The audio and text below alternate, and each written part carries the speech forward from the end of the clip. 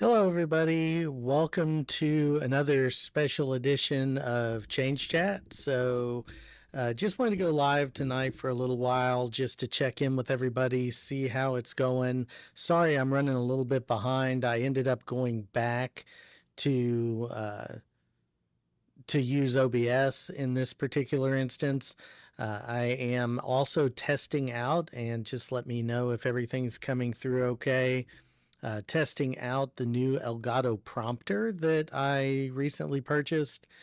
So just if you can drop some things in the chat, I should be able to pull the chat up this time, and hopefully it will show up in. Well, actually, it's not going to do that for me. So it won't show up, unfortunately, in my pop-up. For some reason, I don't have that set up. Oh, I'm in my recording stream. That's why. Give me just a second, folks. I'm going to switch over to the live stream and make sure I can get that taken care of.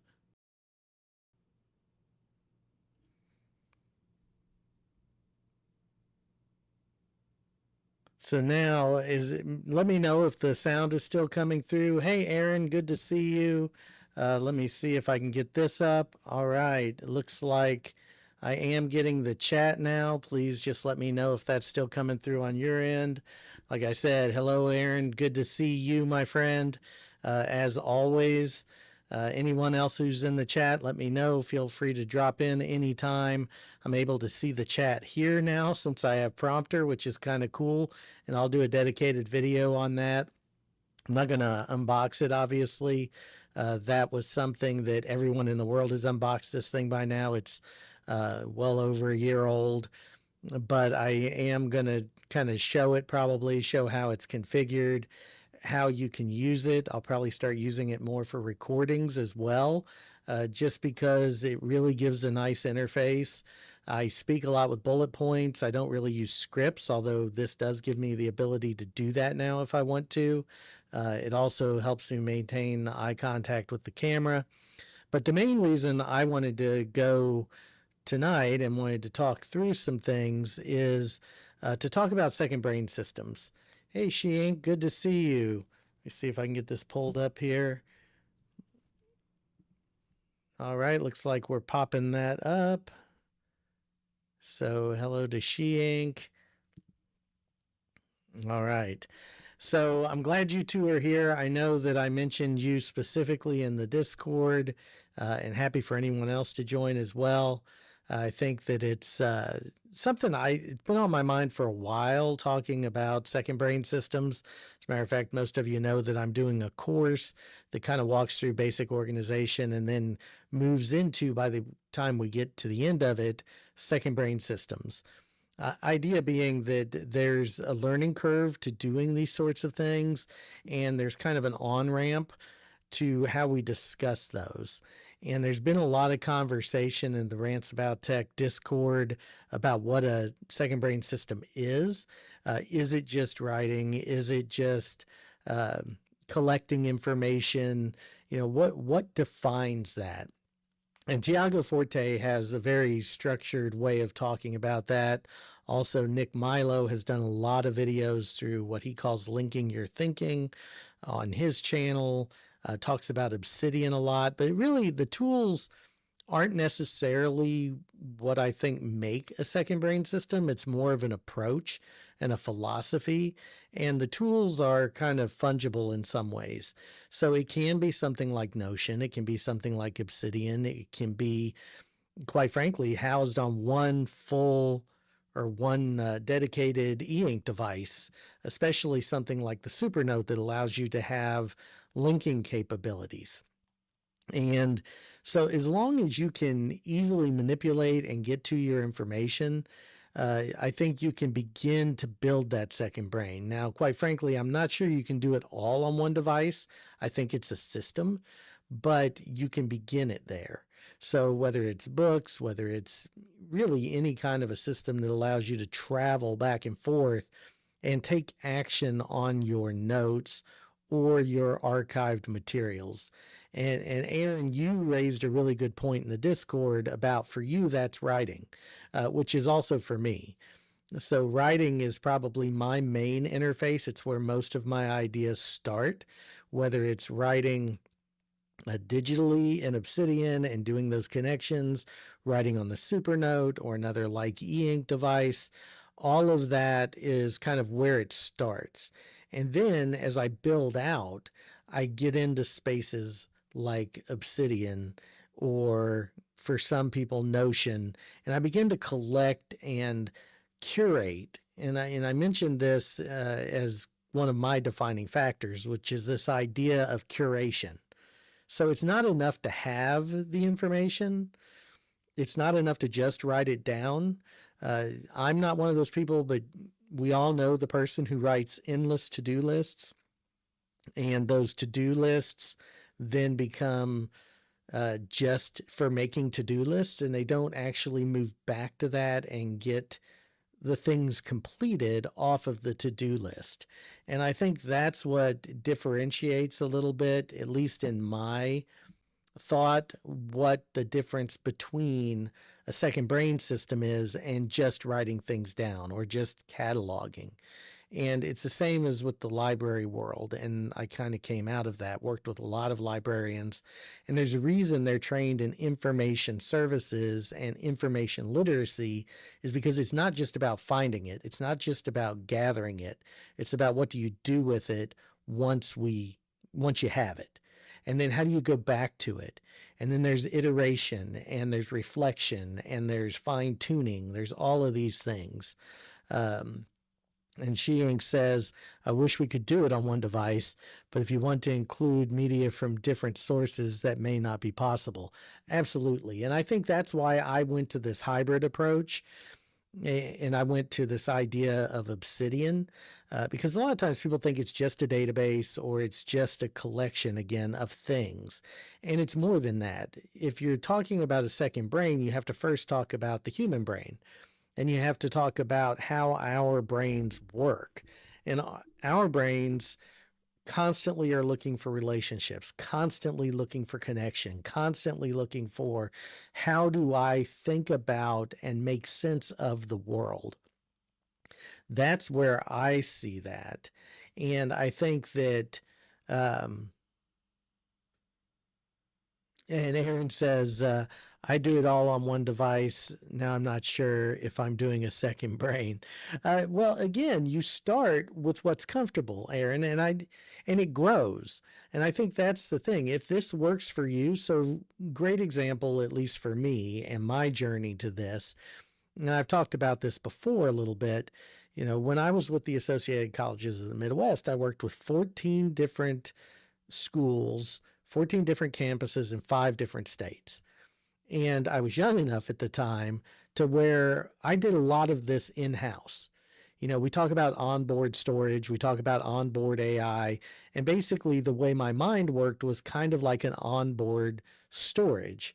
And so I would think, okay, who's doing cutting edge things with maker spaces on the campuses? And I, in my brain, could kind of connect the dots. And if someone asked me while I was at Carleton College, or while I was at McAllister, or out at Grinnell, I could tell them, oh, well, this person at Lawrence University is doing A, B, and C. And I was, again, young enough and my pathways were good enough that I could do a lot of that. Now, I still had notes, and I still was shoving it into OneNote. And there were times when I hit bandwidth and I'd have to go and find those notes and refresh myself, usually right before a visit. But now with things like Obsidian, I can offload a lot of that. And I think, Aaron, that's where we start talking about how a second brain works. So if what you need to offload can all be done on one of your e-ink devices in your notes, and you can tag and connect those in a way that makes sense to you, then you're still using a second brain. It may not be the same as the way I do it, but it's all about connection. It's all about curation. It's all about how you store it and how quickly you can retrieve it. And on the live today for Rants About Tech, I thought that's what I heard Sheen trying to say. There was a little bit of garbled from the speaker, and I think it was just something on Discord. But that's what I felt like I heard you saying, Sheen. Can correct me if I'm wrong, but it's all about making those connections. And Aaron also says, also, how do you define the difference between PKM and second brain? I don't. Quite frankly, Aaron. I think those are interchangeable terms. I think they both refer to something very similar. You know, personal knowledge management is how you manage the knowledge you have. And however you choose to do that, and thank you, She Inc., for confirming. I don't want to get anything wrong here. But no, Aaron, to that point, I think that personal knowledge management was a term that I'm not sure, and I'd have to look this up on whether it predates second brain. Tiago Forte obviously popularized the term second brain. And I don't disagree with Rod that we started doing this or something similar a long time ago. The problem is, I think that you can go too far back. So you can say, okay, I wrote this down and I kept a catalog and I put it in a database. But if you didn't access that database, or if you didn't have an easy way to retrieve that, or if it was just an archive, then it wouldn't rise to second brain. And quite frankly, technology has made a lot of this possible. You know, things that we couldn't get access to easily. I mean, I worked at the Lake Forest Library and absolutely loved it there. When that library first opened over 100 years ago, you would go to the front desk and you would ask the librarians what you wanted, and they would go back behind these closed doors and they would go find the information to you and bring it out to you so you could read it in one of the reading rooms. That's how things were done 100 years ago. We've come so far since then that now, if I save something in Obsidian, I can immediately go in, look it up, run a search, find something, and then click on it and see all of the associated things. And I think that's what makes the second brain more powerful in a way, or personal knowledge management. And again, that's a personal thing on my end where I see them as interchangeable. Somebody may disagree with me, and you may very well be right that I'm wrong. But that's how I view it, as they're interchangeable things. How I manage my own information, my own knowledge, and where I choose to store, retrieve, and engage with that information is what's important. And I am going to pop over here real quick to the screen share. Let me see if this works. Yep. All right, so this is my Obsidian Vault, and I'm going to move myself really quick so I'm up at, oh, wrong thing. Put that back. Move myself up so I'm out of the way here. All right, so hopefully everybody's seeing my screen right now, and I think that, you know, the reason I'm showing my vault, and of course I can't show my work vault, there's just too many things going on. Professional knowledge management too, Shink. And I think, you know, we kind of, and let me pop these chats up here. So Shink says, no, I agree. I think second brain is a way of using personal knowledge management. Or professional knowledge management. And I see those, again, as you get a blurred line. So right here, you'll see what I call my neural network. So, and I subscribe to the map of contents, and Nick Milo does a ton of great work on how to set up a map of contents. Dan Berg also talks about maps of content. So I use a very structured file structure underneath all of this.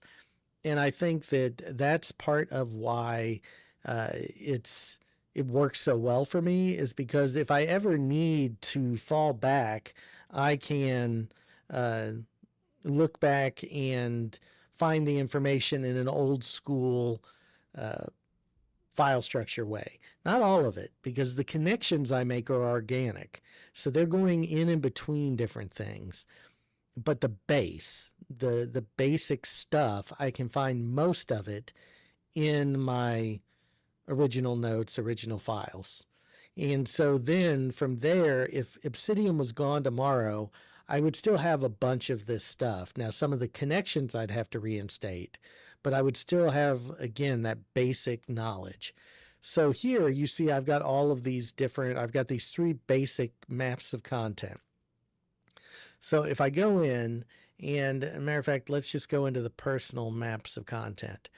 So what you'll see here is all of my different things that I have. So I have my library, I have the OFC website, and many of you know that my website is hosted through Obsidian Publish.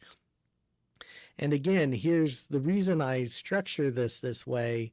And if you look over here on the left, if I expand, sorry, I have to lean up for a minute.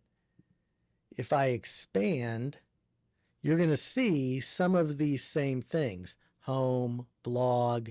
Now, there are going to be a few things like images that are different, but a lot of my file structure mimics what you're going to see in a map of contents from me. And the reason that is because of the fact that, again, if something were to happen, I would still have some reference point, some way to do things. And that's why I'm very specific about how I set up all of this. And in the course, we're going to go through all of this. We've already gone through some of the foundational file management pieces, but over the next few modules, we will be going through the rest of the setup on the Supernote. We'll be going through how you would do this in Obsidian and things of that nature. But you'll notice over here, I have a lot of files and folders. Now, if you click on any one of these, obviously, you're going to see my current blog post, and then you see these different links. Now, all of these happen to be external links, but if you come down here to the bottom, you can do internal links. And those internal links are where the magic happens in something like Obsidian. And that's where you can get to this idea of linking, of making those relationship choices between what you want to tie together and what you don't. And let me look really quickly. I'll see if I can find something. Let's go to, let's see here. Professional development, and let's go to conferences. So, and I've shown this example before, but let's go ahead and pop into a note here. So, and these haven't been formatted, they're a year old now, and I haven't gone all the way back through and tied things in. But again, this idea of different notes I took, and this is using the Obsidian plugin or the Supernote plugin, the community plugin for Obsidian.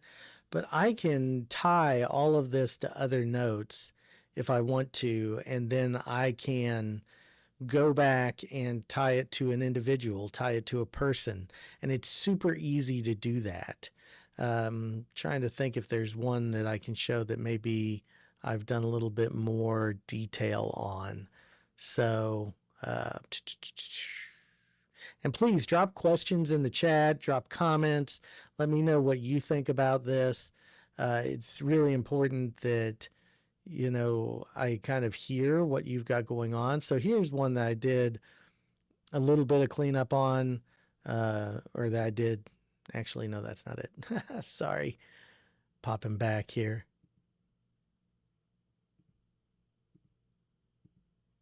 Okay, so for example, here's a really good one. So ILA last year, I put in a conference that I attended. I put in the attendees. All of this is public record, so it's all on the conference websites. And I tied it to different things.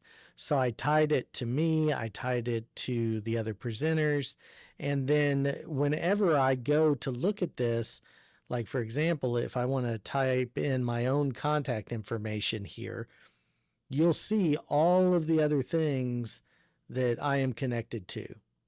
So you see that I'm connected to different committees. My phone number is missing here, but my email address, other departments I'm connected to, all of that. I could put meetings down here and tie those in. I don't want to show too much, obviously, because this is, work stuff. But the idea being that all of that then becomes interconnected. Shing says, I'm right there. I think it's one of the major differences between just having notes and having a second brain, linking those connections. Absolutely. It says, forgive my atrocious texting. Right now, I'm in the car using voice to text and AI, and AI sucks. Well, AI, and we all know that's the bane of my existence in some cases, but it does have a long way to go. But I also believe, and I think this is another thing that's really important to think about, is this idea of different modes. So if you all, and we'll pop back over really quickly to my website here. So let's just go to one of the video libraries. And of course, Aaron, I know that you've been very supportive of me in the library that I've created about my books and everything like that. But there's also this idea of I've now created a repository here of I can do external links out, but I can also link in videos. So I can pull videos in from external links into this second brain. Oh, I want to capture that video. I want to remember it. And I can pull it in, and now I can go back in and I can tag this with different things. And I can look for relationships and figure out, oh, wait a minute, when I talk about books, can I add in different components here as well? Maybe I want to tie it to contacts on the private side, because all of this can be accessed privately, and all of these other notes that you've seen, all of these other folders and files are private, but I can still tie them to my public site for me. So I can link to this site and I can see it all. I choose what's public, if that makes sense. So there are parts of this second brain, this system that I have, that I can make public and make viewable by other people. And when you get to my website, you see that in the map. And so just to kind of show that really quickly, if I click here, and it'll pop up here in a minute, and I go ahead and open up the website, you see a little miniature version here of the Obsidian graph. Now, of course, my graph is way more involved than that if I populate it versus this small piece here. But every page I go to, like for example, those are all of the things tied to the blog, all the different blog articles, different components of that. Library, it's the same thing. If I go to topics, you'll notice that this becomes, let me get it popped out there. You'll notice that becomes pretty huge. So, and I can click into any one of these from here. So if you navigate my website, you can actually click in and see the different artifacts, the different things that it's linked to, including information about the authors. And that's something still a work in progress. But think of this as also how my second brain system works internally. So if we go back, let's go ahead and close this out. Oh my goodness, how do you keep that from being so overwhelming? Well, quite frankly, Shink, I don't look at the graph all the time. And primarily because it is overwhelming if you want to do that, if you look at that all the time. So let's look really quickly here, and I'm going to load. This is what my graph view actually looks like down in this bottom corner here. So this is the full graph. If I go through, and this is just the website, this is just the library down here, are these two that I'm hovering over. And the website kind of lives in this quadrant. But I have all of these other notes, and you'll notice the ones that aren't connected yet. But that's the thing. I don't look at this all the time. Occasionally I do, just to say, wow, look at all the cool stuff I have. But I don't use it to really navigate. There's also something you can do if you're more visually oriented, like I know a lot of folks are with mind maps. And I see a mind map as an outlining tool, not so much a post tool. But again, everybody has their own style and they use them for different things. But if I want to, and I can look at, this is my website in what Obsidian calls a canvas. And so you set up a canvas. All of these are live notes. So all of these are things that I can click on and go to. And I can make new connections. I can look at it more organically like this. And then I can visualize what I'm trying to do. Now, again, I'm folder driven, so I'm playing with this more than anything else. But at the same time, it gives you yet another entry point in how your mind works. So the whole science of cognitive mind maps, or cognitive mapping, or mind mapping, or second brains, all of these things are to mimic the way the human brain works. And I think that's why it's important to continue this conversation. Our brain doesn't just stop by listening to information. It doesn't just stop by recording that information. It ingrains it and embeds it into a memory, and then we associate it with other known things so that we can better recall that memory later. I wish I could do the whole mind palace thing, but of course I can't. That's something I've never been able to do. I'm going to pop back over really quick. The mind palace thing has never been my thing. Huge kudos to the people who can do that. But association has always been my thing.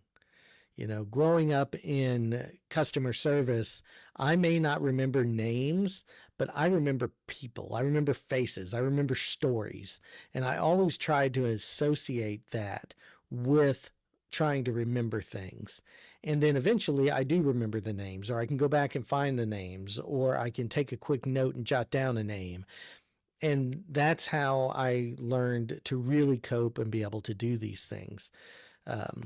But any more comments, questions? I just wanted to kind of jump out there tonight and talk about this a little bit, just because to me, second brain system is a complex topic, and I don't want it to really be, I just think it's hard to understand. It's hard to get your head around. It's hard for me to get my head around it, quite frankly. I thought, well, what are they talking about? It's just a database. When I first heard of Obsidian, that's what I thought it was. I thought it was just a way to store things and then go back in and, do a search.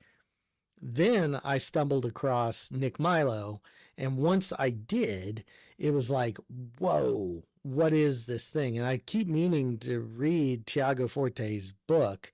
I have watched some videos on him, and everybody takes it a different direction. Everybody does it differently. But what it's not is, David is here. David, how are you? It's good to see you. Pretty late. I'll probably be on a few more minutes, but I just wanted to hop on a little bit here. I'm trying out, just since you joined late, I'm trying out the Elgato Prompter. It's a really cool device I got on Amazon Prime days, and hopefully it's helping me keep a little bit better contact and eye contact with you all. I've got the chat up here. I've also got it here, and I've got my large monitors over here on the side. But great to see you as always. Oh, Aaron, thank you so much. I'm glad you found value in it. Like I said, to me, it's not about, right or wrong. I just don't want something that is so, to me, personally important, which is this idea of the second brain system being an augmented version of the way I think. That being, kind of thought of as, oh, you write it down and you forget it. And it's not that. It's not. The first step is to write it down, record it. And I've been thinking a lot about this since reading the post you put in the Discord, Aaron, about, for you, it's writing. For me, it's writing. For somebody else, it might be recording it and having that transcribed. Or for someone who doesn't have the ability to write. And I think those types of things, however you get that information in there, if you just curate videos that you see other people talking about the things that you're thinking, then you're still making those connections. You're still pulling in those experiences. You're still building out your second brain, because the idea that you're going to curate a set of resources in a way that's more meaningful to you, that's exactly what a second brain is. nobody thinks the same way. So even if it was a video playlist, I think it's very important to, think about that in this framework of how you manage knowledge, how you manage your own information that you take in, that you create, that you ingest from other sources. Let me catch up on the chat real quick. Yeah, the prompter is pretty cool, David. And I'm using OBS again. I went away from Meld Studio. I like being able to pop up my chat for you all. And so I'm doing this back in OBS right now. Shing says, David, you missed good stuff. Watch the replay. Oh, have a good night, Shing. Thanks for stopping in. Really appreciate it. And yeah, it's been a while since we had a toddler, so enjoy those tuck-ins. They're great. Thank you so much. Alex, haven't quite missed it. I'm wrapping up right now, but yeah, we've had a good conversation so far, I think. And then David, I think we're all caught up on chat. But hopefully it has been helpful. Hopefully this idea of what do we consider a second brain, I think it's definitely more than just writing. It's more than just reading. It's more than just taking notes. It's more than just recording and transcribing. All important first steps. But unless you take action on that information, unless you tie it to something meaningful, unless you turn it in, it doesn't mean everything becomes part of your second brain, quite frankly. Sometimes Nick Milo just did a recent video on free writing and if he's stuck, and he did a great job of talking about sometimes we need to just get things down on paper. We may not revisit everything, but the things that we do visit, the things that we do need to connect, the tasks we create, the follow-up items, the things that are important, the people, the places, the ideas, that is what transforms it from writing it down, creating a task list, or kind of consuming information and turns it into a second brain, something that you can constantly pull back and reference and be able to use in a really cool way. Anyway, last minute questions. I'm gonna pop off here in just a minute, but any last thoughts? Any way you think I'm wrong on this? Did I give you something to think about? I hope so. But at the same time, nobody has all the answers. This is just a really big issue and something for me, because being in the education space and coming at this as a first generation college student and then educator, to me, I learned this all the hard way, and I always kind of knew it.